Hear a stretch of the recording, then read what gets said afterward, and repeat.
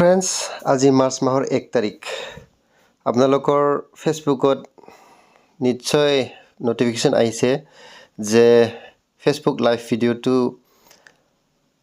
মানে 30 ডেজ হ'লে নিজে নিজে ৰিমুভ হৈ যাব।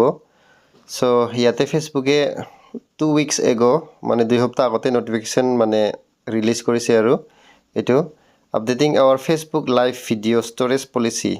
চ' এই পলিচি মতে এয়া চাওক, February 19th, new live broadcast can be replayed, downloaded or shared from Facebook page 30 days,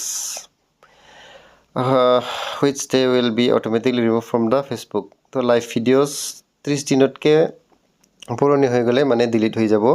কিন্তু ফ্ৰেণ্ডছ, নতুন ভিডিঅ'বিলাকতো 30 ডেজ হ'লে নিজে নিজে ৰিমুভ হৈ যাব।